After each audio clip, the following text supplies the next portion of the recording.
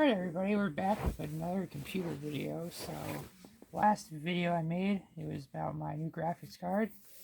And it started off with a package, a pretty nondescript package, and yeah, again, that's what we got. So, I'm not going to show you the other side for obvious reasons, because we got revealing information that I'm too lazy to color out. So, let's just get right into it.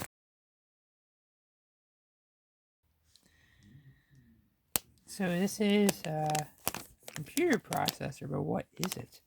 It is an Intel Xeon E5 1660 V3.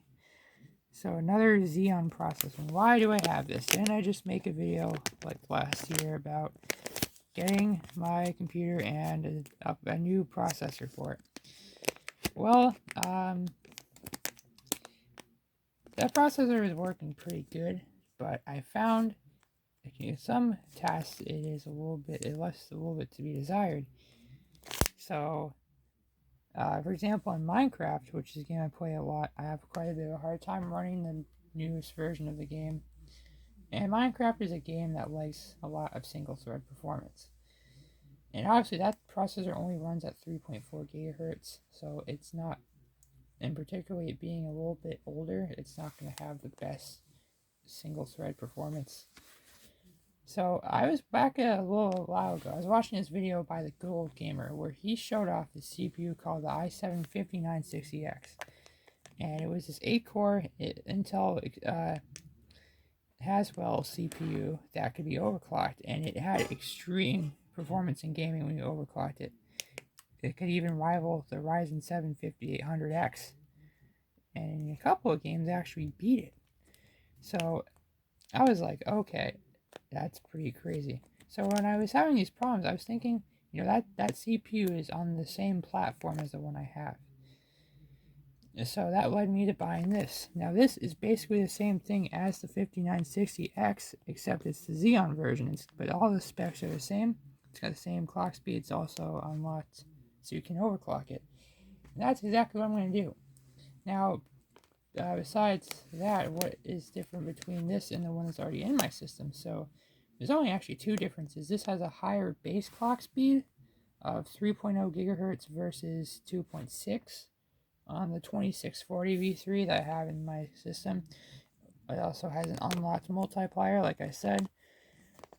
And one downside, doesn't really apply to me though, is that this being a 1600 series processor versus a 2600 means it can only be used in single CPU systems, which is like 99% of computers out there. The 2600 series, as the 2 in the name suggests, means it can be used with another CPU. And there's also the 4600 series, which can be used in quad CPU systems. But I don't really care about that. Now let's take a look at this particular processor here, see what kind of shape it's in. So this was listed at $38.88, and I negotiated down to $36. So I saved a couple of dollars. But what condition is this thing in?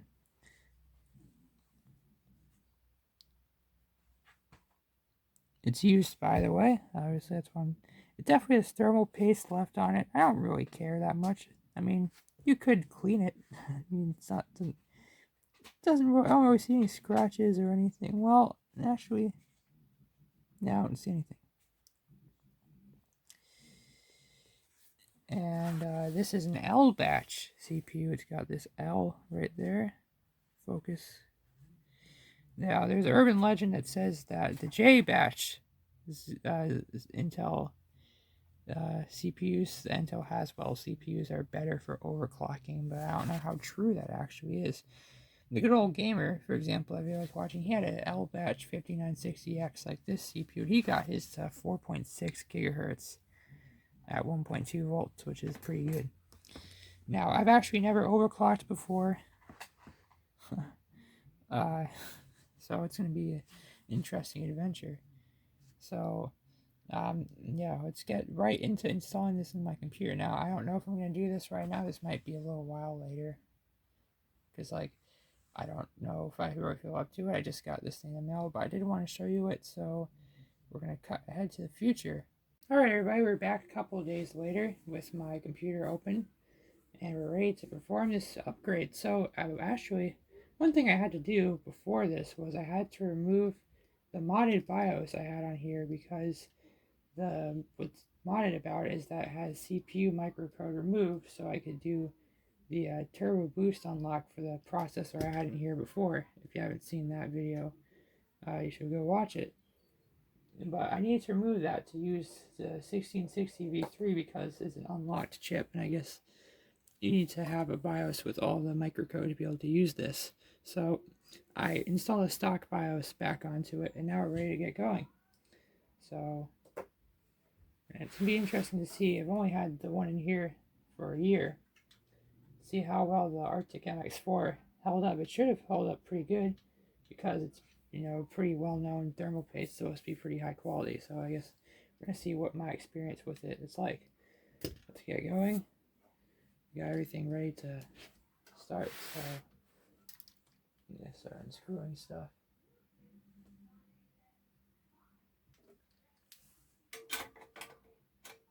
Alright, I had to the wrong screw bit. I didn't have a Torx on my screwdriver, that's why I couldn't move it.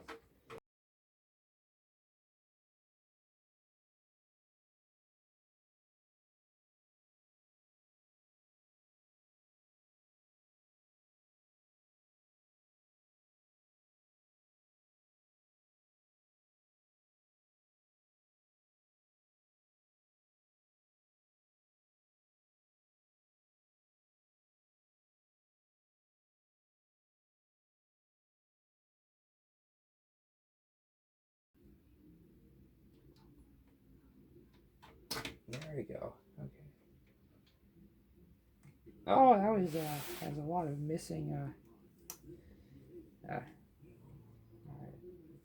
Take a look at how well the thermal paste survived down in here. That's not the best application. You got a lot of missing spots. I mean, it's not terrible. It still ran good. It just, yeah, it didn't really dry up too bad. But it left a bit to be desired, so that's my bad right there. Huh. Well, definitely try to do better this time, is all I can really say. Alright, I got everything flipped around a little bit so you can see better. Got it really kind of upside down. But we got everything out now. Let's remove the CPU. Now,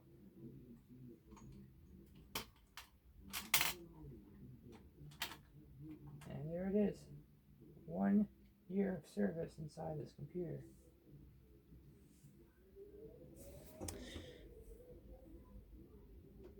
Yeah, it's like a very bad thermal paste application right there.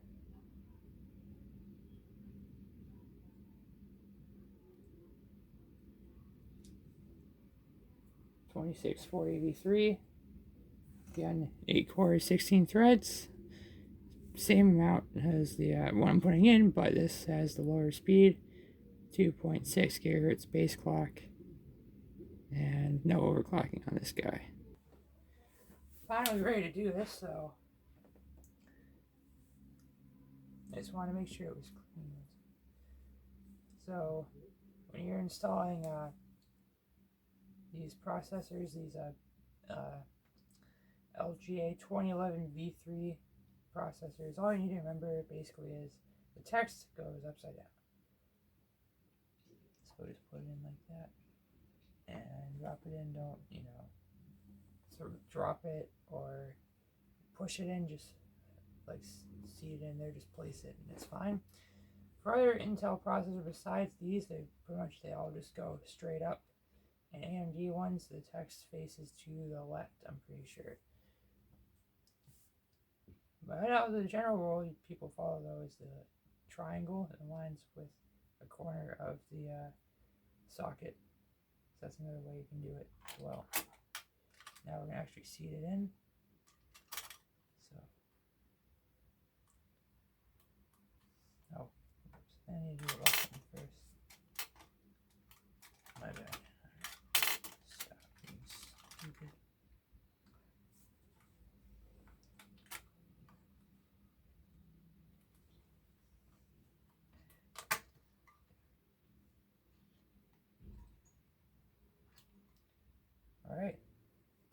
seated now, and we're ready for thermal paste application.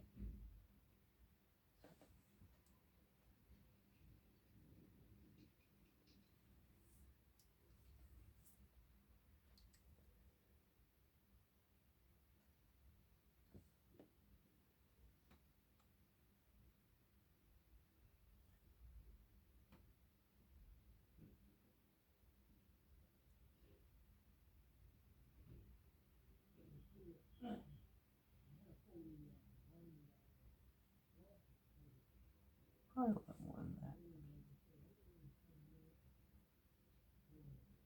There. It should be fine. Come on, just come out. Resting groups. No. Yeah.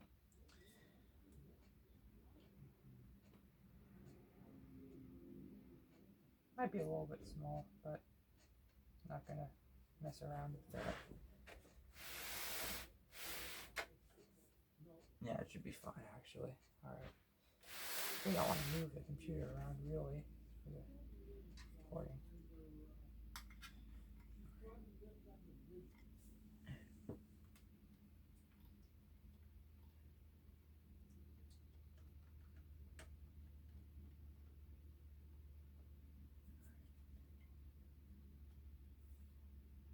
There. Now I'm going to screw it back in.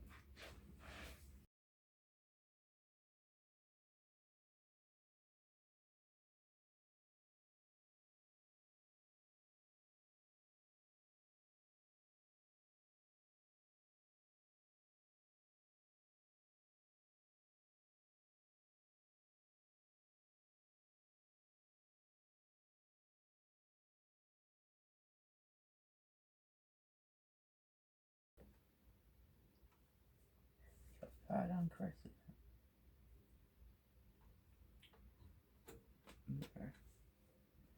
Okay, sorry, that was a bit of a waste of time there. It took like 10 minutes just to put on the connector for the fan, but we're all ready to go now. We're going to try to boot it up. Hopefully I get everything in a way that's good enough for the computer to actually function. So let's get everything set back up, and I'll be back with you when the computer is booting up. Alright, here we go. Well, it made noises, so that's a good thing. My monitor is not connected properly, so I can't actually see, but the mouse is lighting up, so that's a good sign. Everything is working, so I need to fix that so we can actually look at the screen. And would you look at that? We got Windows. Sick. Alright. Well, don't want to look at my password. What do we want to look at?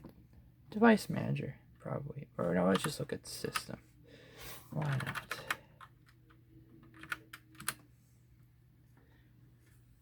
There we are. E5-1660V3. That's the processor. 3 gigahertz. There it is. It's working. Now, what speed is our RAM running at? Because the 1660V3, unlike the 2640V3, supports 2133 mega transfers by default. So, let's see if we're running at 2133. Yes, we are. So, that's nice.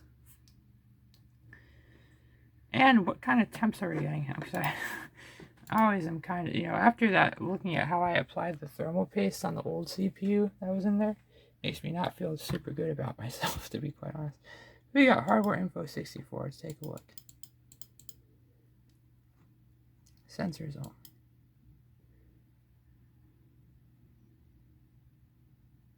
Alright. Hardware info 64. 38 degrees. 39. This is idling. That's probably expected, I would guess. Now, let's get right into, we're just not going to waste any time. We're going to get right into the promised meat and potatoes of this video, which was overclocking. So let's get right into it then.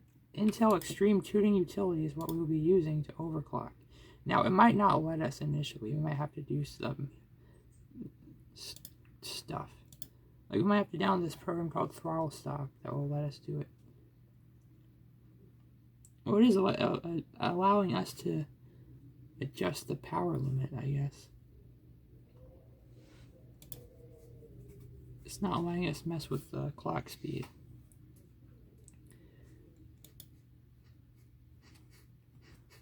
But it is letting us turn down the power limit. Yeah, so if I wanted to, like, I don't know. Alright, so I installed Throttle Stop, and I followed this guide. I went into there and I adjusted the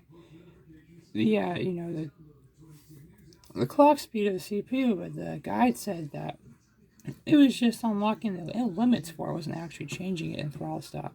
But then I go on to here, XTU, and the options are unlocked, but they're at 448, which is what I set, which is extreme. 4.8 gigahertz on this. I mean, barely any 5960X or 1660 V3 CPU can run 4.8. And you have to have like water cooling to do that, so no.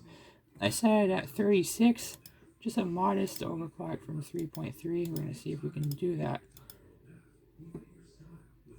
If it will actually boost up to 3.6 when we're playing Minecraft. So here we are. Let's see the test. Yeah, it is. There it is. It went up to 3.44. So we did definitely get past.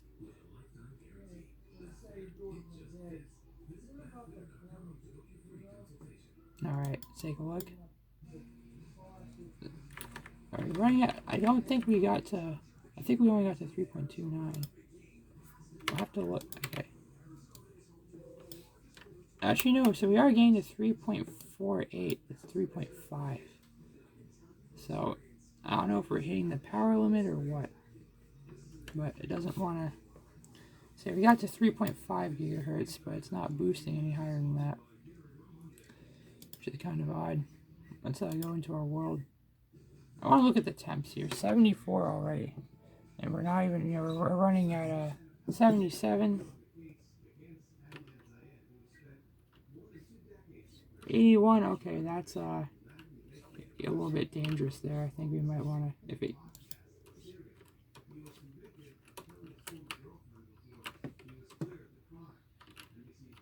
We're, okay, the usage is cooling down now a bit.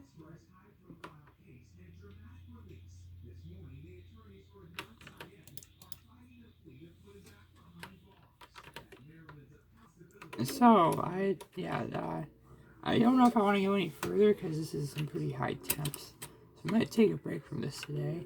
I'll keep it at 3.6, It seems to run that okay, but we are pushing it, like 73. I don't know. But at least we have gotten some overclocking capability. We'll have to keep trying later, though. Yeah, guys, we have a problem. Look at this. We're just idling. Desktop. I'm just using my computer. 53 degrees. That should not be happening. It should be at least 10 lower than this. Alright, everybody, we're back. It's been a day, and I did some playing around with the overclocking, and I actually figured out you can use Throttle Stop to overclock on its own. You don't need the Intel Extreme Tuning utility. You just need an old version of Throttle Stop, 8.7. So let's go into sleep mode. And here we are. Now we're in sleep. Let's take it out. Sleep mode.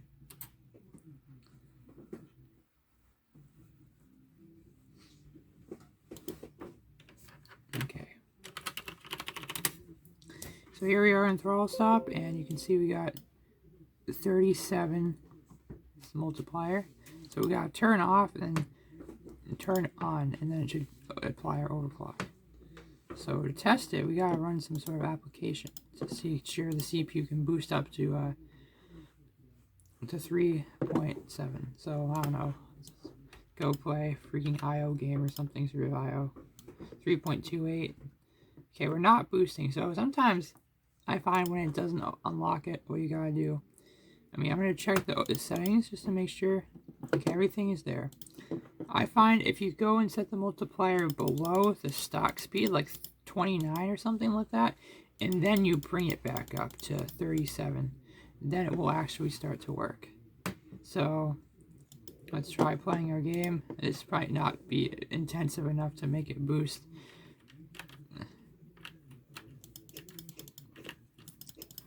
Okay, I decided to open up Minecraft. I didn't really want to do that. But it's the fastest loading game I have, so we're going to be using it. So we're only at 3.3 gigahertz, so we gotta turn off our overclock and try again. Turn it back on. Alright, now we're gonna go down. 29, there we go, limit it to 29, then 3, 3, 1, 2, 4, 3, 4.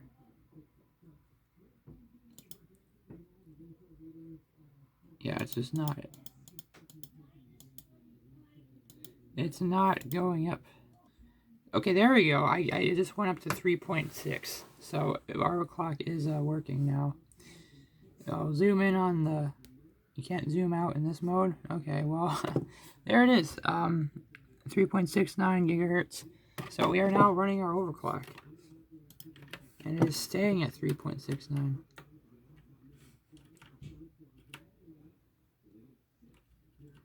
So there you are.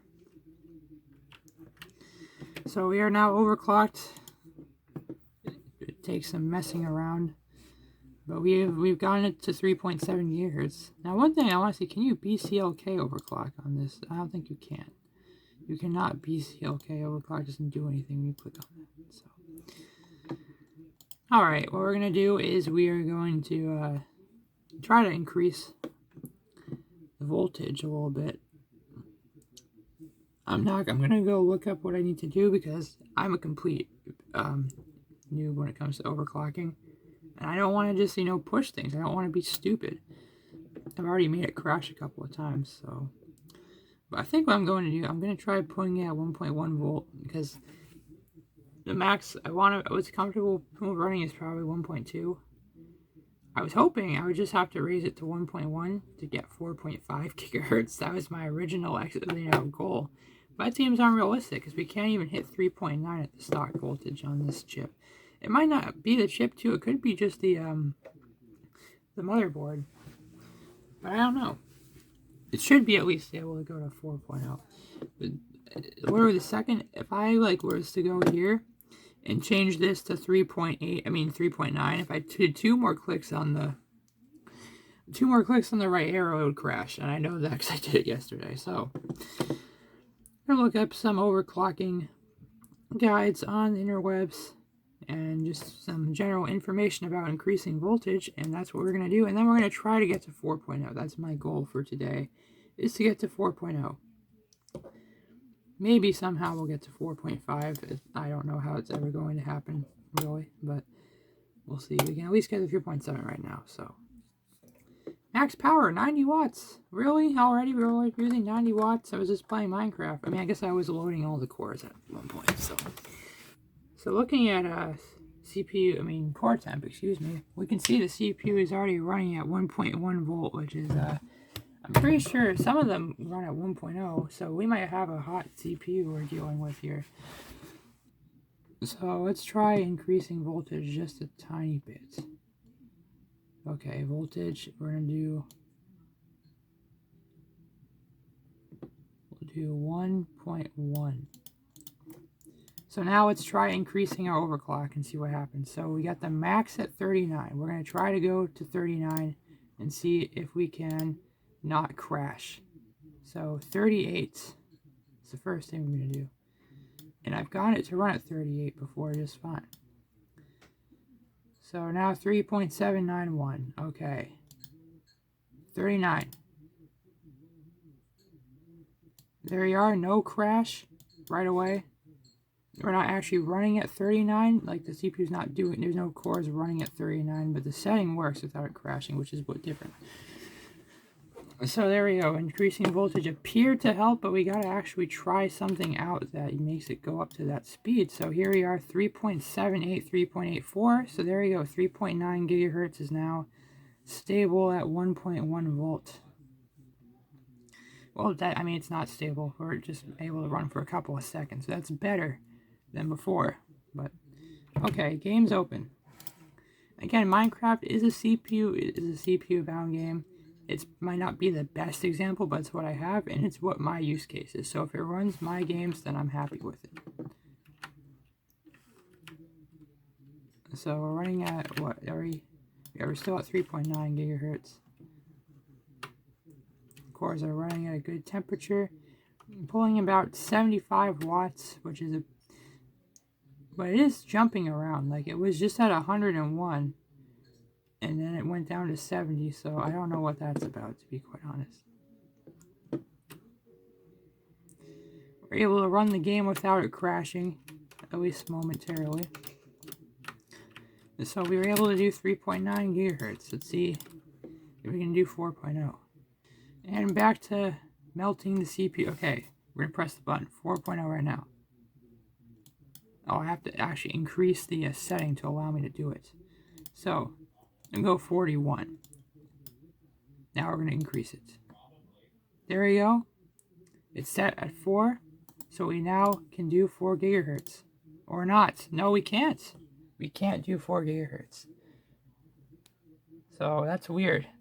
We can't even hit 4. It's at 1. I think it's 1.1 volt. I mean, I don't know. It's kind of crummy. I should. I don't know. I feel like I should be able to hit 4 gigahertz at 1.1 volt. We could try increase. We'll go 1.2. If that doesn't work, I'm not pushing it. So now we're going to go back to throttle stop, and it's not going to have control over the processor because I didn't do the sleep mode glitch yet, and that's good because I want to be able to take it out of this dangerous setting I have. Actually, I didn't save the profile, so it's going to be like this before. So I got to actually go back and increase the voltage in here. Oh yeah, I'm too far down here. I got to go 1.1. 1.1. You can't type in the thing. That's kind of BS, not going to lie. So I'm going to save that profile, and I'm going to go into sleep mode. So yeah, actually overclocking on this thing seems to be a bit easier than it was said. So can we take it up to 3 point? We can take it up to 3.9 just fine, doesn't crash. But can we go up to 4? This is 1.15 volts. Okay, we're going to limit it at 4, and we're going to go up to 4 right now. It might crash. We'll have to see. 5 seconds without crashing. But there we go. The game is actually working. 1.15 volts we can use. We can play Minecraft without it crashing. I mean, I ain't even able to get to the game before, so... Now it's actually pushing it, though. Can we actually... Now, what is the power usage like? What are the temperatures like? Let's look it up. Core temp. Are they acceptable? 75. I mean, yeah, this is fine to me, to be honest. These are acceptable temps.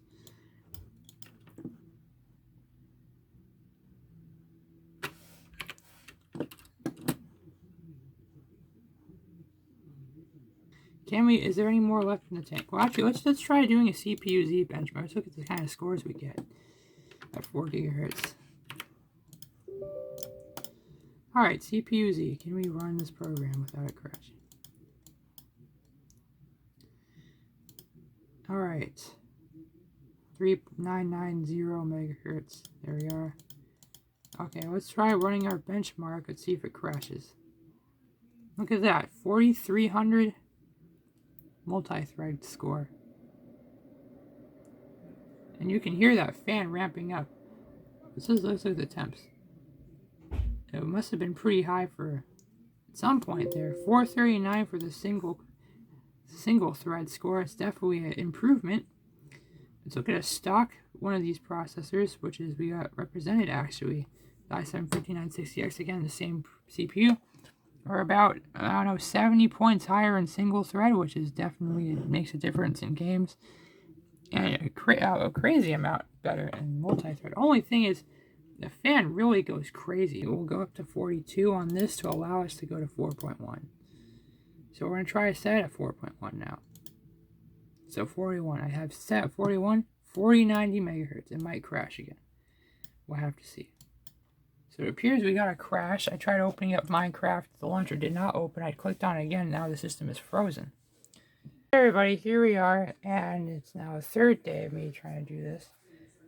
So I got to 4 gigahertz, relatively stable. I think at like 1.17 volts. And I kicked it up to 4.1. And I even tried 4.2. I had to do 1.2 volts to get 4.1. And then 4.2 would just crash whenever I'd open up any application. We got our game open here. We're going to do CSGO. We're going to see if we can play. Here we are in the game right now. What kind of temps are we getting? I know I'm just monitoring this like crazy, but this is my system, you know. 77, 75. Okay, I'm okay with that. Sure. Now, just because we're able to play this game right now doesn't mean we won't get a BSOD. We could get one at some point. Or I could just freeze. I've had both those things happen. Move around a bit. Yeah, we can move around. Alright. Let's try sniping mid. I'm gonna do terrible on video, of course. Not that I'm that good at this game anyway. Oh, nobody's gonna go mid. That's weird.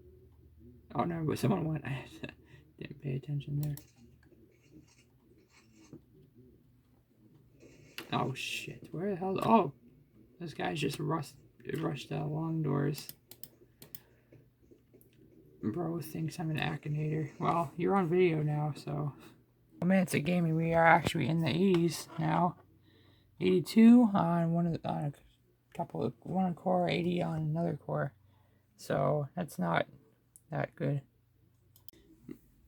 Alright everybody, so we're back a couple of weeks later, and I want to give you the final results of overclocking. What was I able to achieve? You have to bear with me a little bit because I am sick, so I've lost my voice. It's coming back now because it's probably one of the last days of my cold, but so I don't have to deal with it. So I don't exactly remember where I was at when I was doing this before. I think I was at 4.1 gigahertz and I was doing something like 1.25 volts, I think. Maybe I hadn't gotten to that point yet. Anyway, originally I was thinking I wanted to stop pushing after 1.2 volts, but I changed my mind. I basically pushed it as much as I could. So one thing that did help me actually push it more was I found I could lower the voltage slightly per like each overclock step I would do. If I went into, if I went into FIVR and I changed the voltage from adaptive, so it would change based on the speed the processor is running, to static, so it's always giving it the amount that I put in here. And I also have to apologize for this crappy camera angle. I'm using a quote-unquote alternative setup for this video that I'm not going to get into because it is indeed the most ghetto thing ever. But I got up to 4.1 at 1.25, but then I was able to actually put it down a bit to 1.2 or so, and it worked just fine. 1.23. Then I was able to do 4.2 at 1.25 or 1.27, and the absolute ceiling I hit was 4.3 at 1.31 volt. Yes, I did. I kicked it up all the way up to there. And I also tried some cache overclocking, but I found that it's just not something you can do safely because the temperature just goes up dramatically, even if you just do 100 or 200 megahertz. That's all I did. And then whenever I try to run a game, the temperature just go into the 80s really, like, extremely quickly. Even the 90s, I'm like, okay, it's not safe, we're done with this. So I ended up just going 4.3 at 1.31 volts, and it worked. The problem was the temps were not acceptable. It would hit 80s regularly. Once I'd get into games, it would cool down, like once I'm actually playing. But whenever I load stuff, it would go 80s, sometimes 90s, and that's just not a safe temperature to run a CPU constantly. So what I've done is I've tried, tuning it back a little bit. And now, currently, I'm running 4.0 at 1.17. But unfortunately, that's not really helping out the temperature. So I think if you really want to get a good overclock on the Z440, with one of these unlocked processors, you need to have a replacement cooler. You don't need to go expensive, just make sure it's a good tower with some, good heat pipes. I saw the thermal right. I don't remember what exactly it's called, but it's like a $25 tower cooler. That looks like it would be good. And then also the Deep Cool Gamma X400. Those would do the job just fine. This HP cooler is pushing it though. You should not be using that. The results of the overclocking out of the way, let's take a look at some games and see if this actually helped. So as promised, I'm going to show you guys some benchmarks to see what this upgrade actually did for my experience using my PC, playing my games stuff. So here we are looking at the two CPUs side by side. Of course, before we had the Xeon E5 2640 V3, 8 cores, 16 threads, 2.6 to 2.8 GHz technically, but with the turbo boost unlock hack I was using, I ran it at 3.4, and it has a 90 watt TDP. Then the upgraded, the Xeon E5 1660 V3 is a very similar processor. Also 8 cores, 16 threads.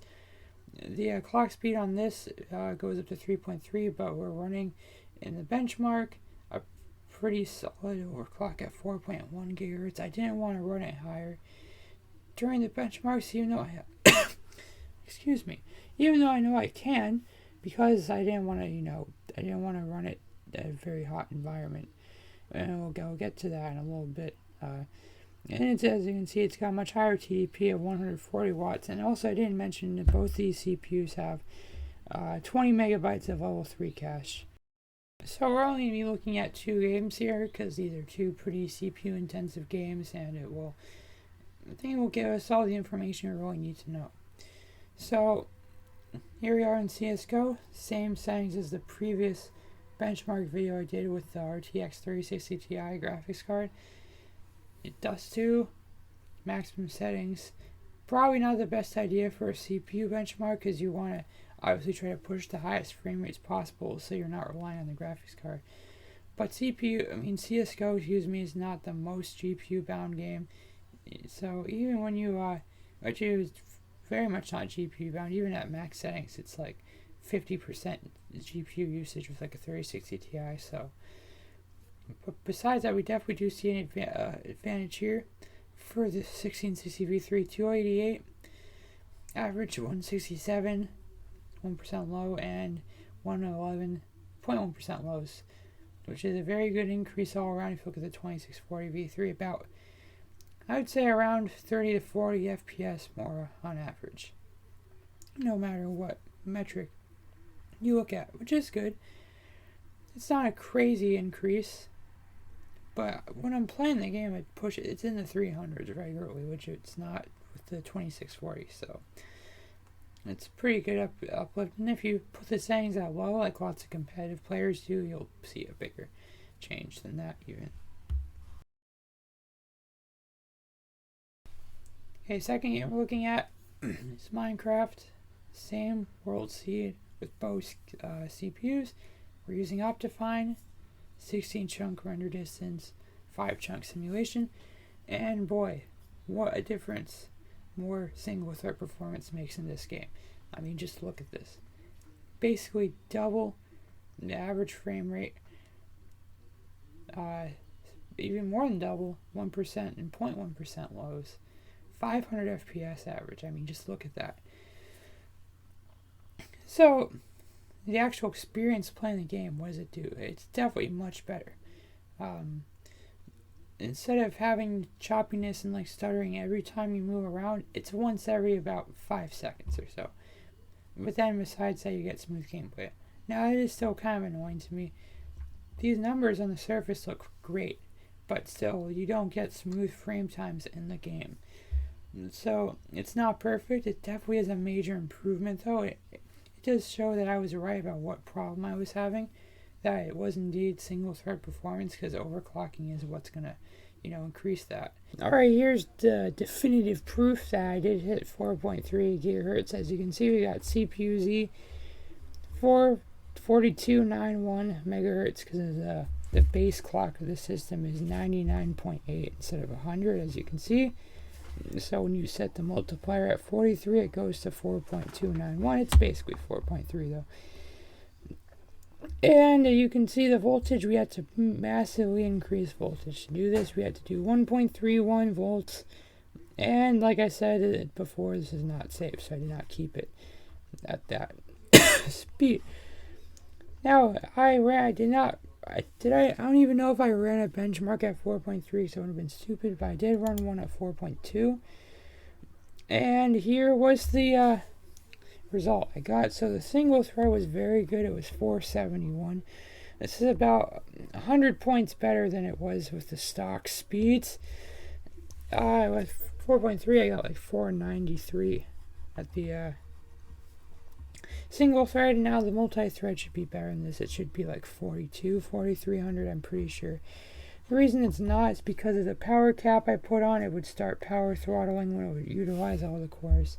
So we did not get the most impressive multi-thread score, but this is what I was going after, not really this. So, yeah, I'm pointing with my mouse, you can't see it. I was going after single thread. I wasn't really going after multi-thread as much, so it didn't really matter. Alright, so my conclusion. Was it worth it? Would I recommend you doing this? Well, I'm going to say it's complicated. In general, if you have a system like this, like a Z440 or like the Dell Precision T5810, I would recommend doing it, but I also say you must buy a better cooler than the stock cooler, because I'm going to be doing that. I'm clearly hitting a ceiling with the stock cooler. The temps, once you start getting into higher overclocks where you're actually getting a meaningful performance difference, the temps are just unacceptable. The thing goes into the 80s and 90s, and that is not good for longevity of the CPU. You will eventually kill it. Not immediately, but it will not last as long as a CPU running in the 70s or the 60s. And I just do not want that. I want this thing to last, so I'm going to be buying a better cooler. But the thing is, when you buy a better CPU cooler, you need to use an adapter, because HP uses this stupid fan connector that's proprietary. Now, I did see a Thermalright cooler for like $25 that looks like it's going to be very good on Amazon. There's also the Deepcool Gamax 400, which is a popular one. And if you are willing to go on AliExpress and go directly to China, they have the Snowman coolers, which I heard are a great value option.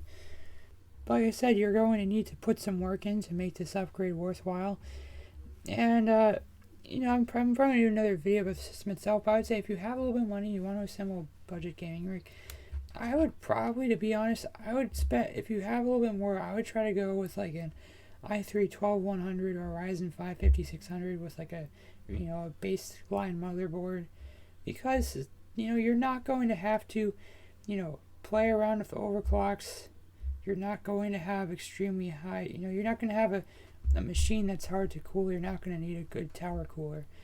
And I feel like for most people, you're going to want to do that. Now, like, these are still a good option if you are on a tight budget. It's not it's not unusable, but it's not ideal. So that's all for this video. I hope you enjoyed, and I think I'll have one more video in this Z440 series, which will be a general review touching some of the points I made in this video. So see you guys next time.